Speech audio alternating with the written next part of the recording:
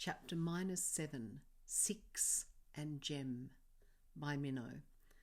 "Well, introduce us," said a rude little voice. Sky sighed. "Minnow and Frank, I'd like you to meet Six and Jemima.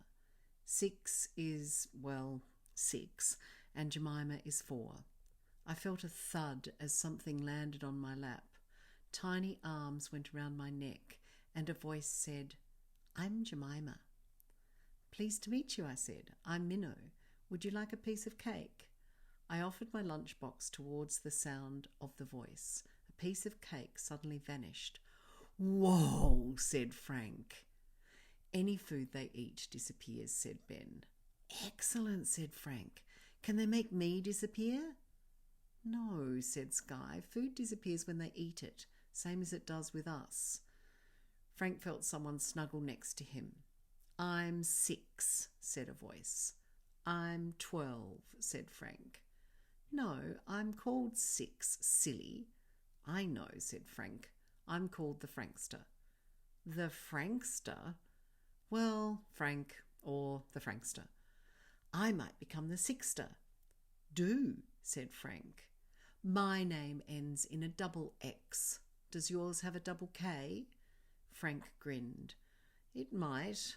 "Bet it doesn't," said Six's rude little voice. I couldn't help worrying. "Does Isla know about any of this?" I asked. "No way," said Sky. "She suspects," said Ben. "She makes jokes about Sky talking to herself and says she has brain damage." "That's horrible," I said. "You know how it is," said Ben. "The thieves go to church on a Sunday and they're all fake nice, but then they're nasty all week." "Isla makes everyone at the centre go to her church," said Sky. "It's worse than you can possibly imagine."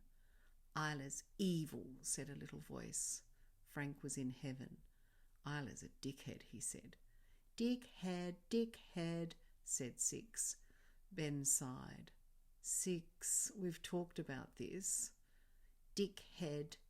Ben looked worried. "We heard Isla telling a doctor that Sky's brain is damaged.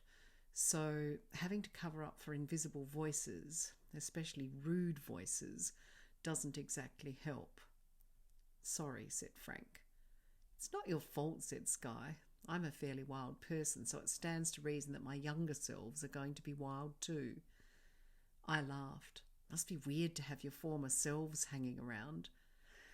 "Can be embarrassing," said Sky. That prompted a thump, which we all heard. "Ouch," said Sky. "We're not embarrassing," said Jem's little voice. "Okay, you're not, but you are the reason that Isla wants me to have special therapy." Looking at me, Sky added, "No wonder the thieves think I've damaged my brain." Sitting in the late afternoon sun, I felt amazed by what was happening. Frank suddenly looked excited. "Can we see you?" he asked, turning towards the last place he'd heard Six's voice. "Please," said Six's little voice. "Can we let them see us?" added Jemima. "Maybe later," said Sky. "The more they become visible, the harder it will be for them to merge back with Sky," said Ben. "How do you know?" I asked. "Our grandmother's book," said Jemima's little voice, sounding grand. "There's a book?" I asked. Sky nodded. "Our grandmother wrote a book on splintering." "How come?" I asked. "She also splintered," said Ben, "after her mum died." "The shock was too much," said Sky. "She warned us that we might splinter if anything traumatic ever happened to us." "Athena always let us look at the book," said Sky. "We can remember bits of it, but after she died, all her things were taken to Aunt Brill's house, and Isla won't let us go anywhere near the place." Chapter -6.6 Wishing by Minnow. Frank frowned. "Can't you just ask your aunt?" "She's not a very good aunt," said Ben. "She's frightened of the thief family," said Sky. "Well, I hope she hasn't thrown the book in the rubbish," I said. "She wouldn't dare," said Sky. "Maybe we could make a wish," said Frank. Minnow has a wishing chair and it's been magic for us." "Really magic?" asked Sky, looking hopeful. "We wished for the chicken pox to miss us," said Frank. "Everyone else got it, even the Eye of Moron and Filthy, but we didn't." "The Eye of Moron got it twice," I said. Ben and Sky both laughed. "Sounds good," said Ben. "Can we go there?" "Of course," I said. "We also put a wishing chair into our computer game, so you can make a wish in there as well." "It's called the Time Again game," said Frank, "or Tag. It started out as Underworld and then Thunderland. Both URLs were taken," I added, "so we changed it to the Time Game and then the Time Again game."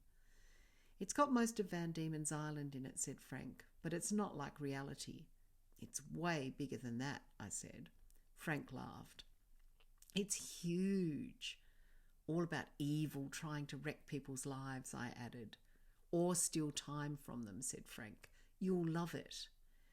1111 is binary for 15, I said. "All those ones. I can't wait until we turn 15. Sky beamed. I can't wait to learn to code." "Would you teach us?" asked Ben. "Of course," said Frank. "Strawberries?" I asked, handing around my lunchbox. 2 disappeared immediately as 6 and Jemima breezed in. We all lounged in the tree, wondering how to help Sky. Frank suddenly asked, "Could we see your wings, please?" Sky laughed. "Just this once." As she flared out her wings, her 2 younger selves became visible. Sky's wings are amazing, really dark near her back and then mostly gold, and 6's are blue and Jemima's pink. Sky's wings really shimmered in the late afternoon light. The little girls were tiny versions of Sky with their dark red hair and hazelnut eyes. "Come on," said Sky. Jemima and 6 looked over the moon with excitement. All 3 of them stood on a branch and linked hands before tumbling out of the tree. Just before they hit the ground, they shot up towards the clouds, ducking and diving, gliding and doing great loops around one another. They were the most elegant gymnasts up in the air. The sun made Sky's golden feathers leave a trail like a sparkler. They were only gone for a few minutes and then they were back, grinning and giggling, nestling themselves into the branches of the tree. As we sat there, none of us spoke. I think we were all in a bit of shock. High up in the tree, we stared at one another and then out towards the sea. It was wonderful to see something so impossible right in front of us. It made me think about angels and wizards, deep magic and faraway places where the sweetest adventures are always waiting to be had. I think we were all dreaming of such places. Flicking my long plait down my back, I breathed in and then sighed deeply. It felt good to be with friends. The salt in the sea air reminded me of salted caramel ice cream, and I felt glad that I was free. Poor Ben and Sky, locked up in that horrible orphanage. Watching Sky ruffle her wings, I could see that she was proud to have something that set her apart from the horror of her life.